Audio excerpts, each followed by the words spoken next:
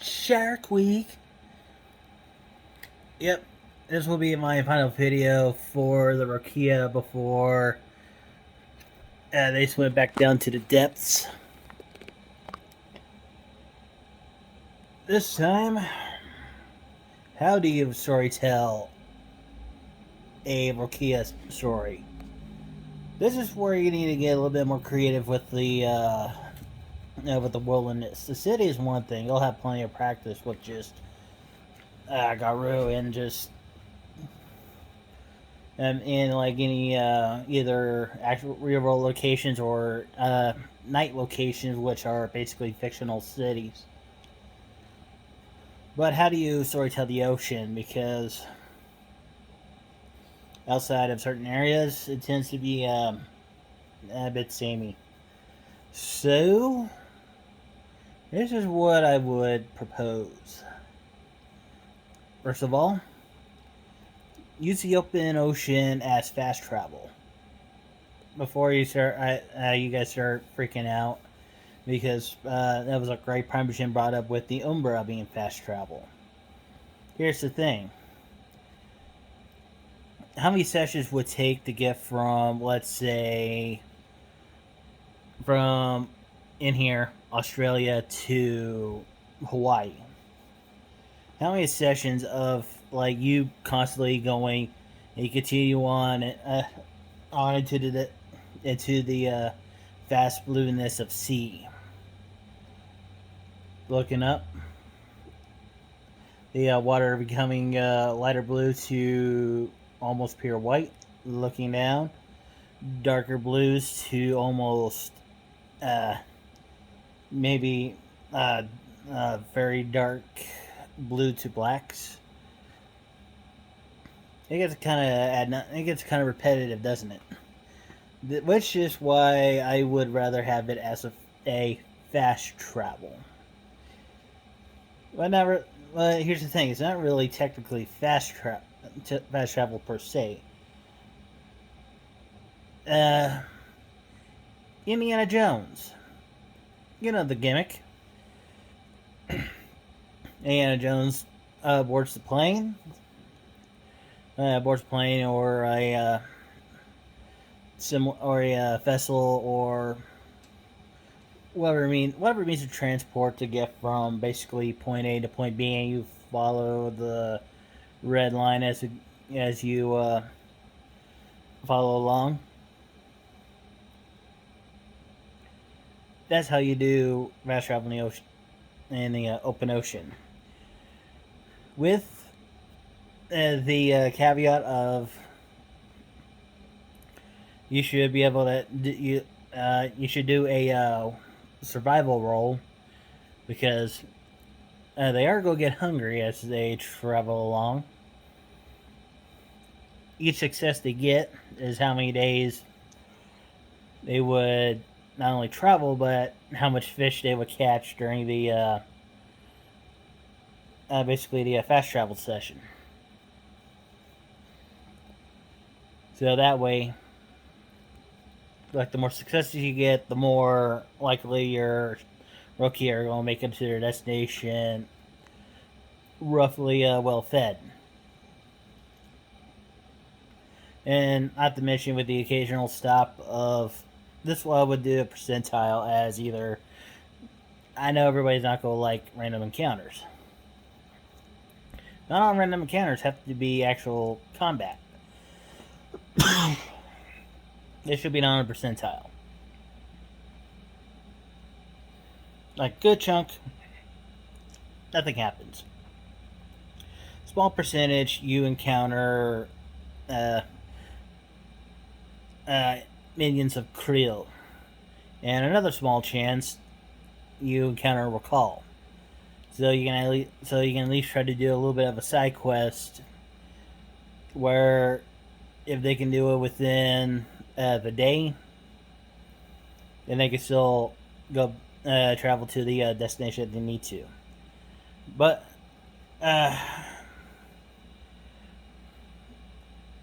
that's like there are other sites in the ocean, is there? And this is where you should get into like the nature documentaries when they're at reefs and as like reefs and kelp forests. Study up on the visuals because you can look up all the coral, like all the coral species you want. This is more out of, unless like somebody's gonna be hyper specific on having basically fish biologists as a Rokea. They're not going to, like, most people are not going to care about like the specifics of each coral species that they'll encounter or each kelp species. We're going to want the general gist. If anybody wants to be specific, that's when you go, okay, let me double check. And one of those things that you should at least like have some notes of, like major species, and then like wherever you need to do the cell hints for minions of krill or minions of set or chet. Trying to remember right. I tend to pronounce it more as set as in the god, but it's C apostrophe ET, which Set is more weaverish for the ocean. And basically have at it. And there's and don't be limited to like coral reefs. Like you can have some fun with the continental shelves, or even like have like werewolves, or even like random ships, like the one that that they say in the I believe it was either Modern Marvels, that there's actually enough ballast or it can well tip up and stay afloat, and it's basically a mobile station.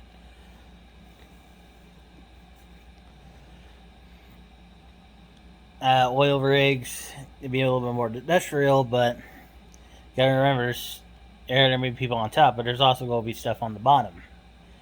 It's been in canon that there's a research facility at the Marianas Trench manned by Pentex. That one, if I remember right, C declared it more of a no-go zone because C has a plan for it. Problem is the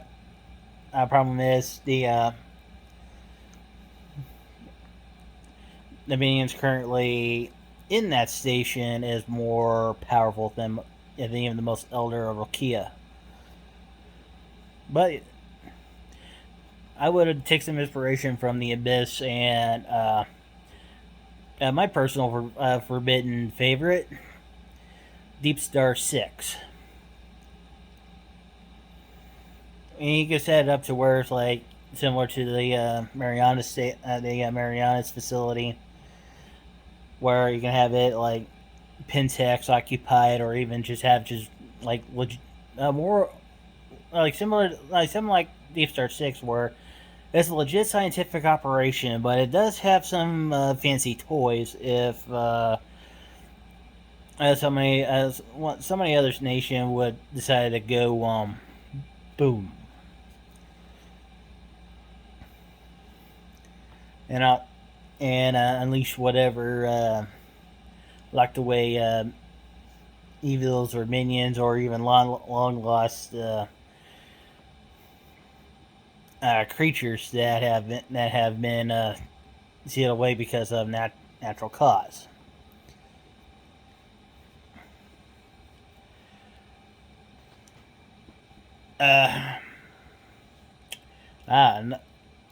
And also have some fun with like mystery spots.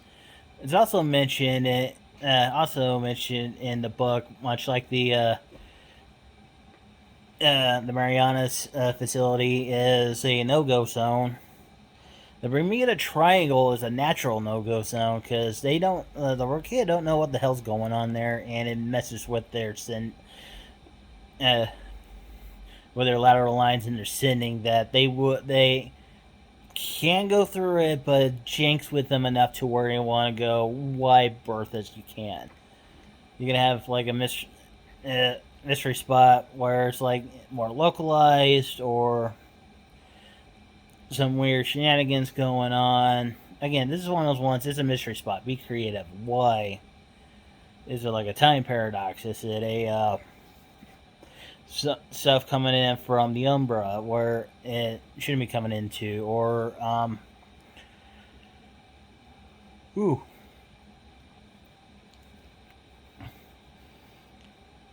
or even just like simple as like gravity in this spot for some reason points south instead of north. All sorts of fun stuff like that. But and one of those things you also got to remember storytelling that the minions that you're going to fight is just as much natural as they are mutated.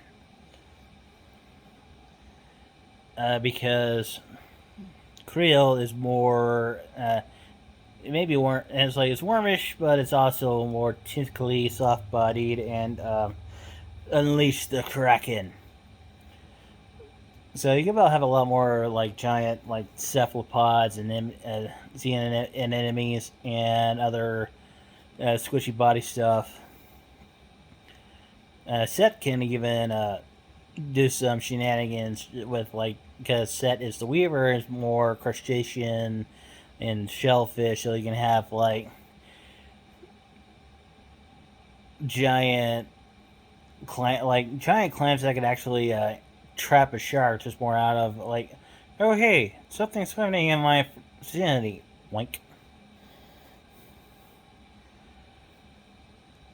And not to mention, humans are going to be natural enemies because again, humanity tends to do dickish things and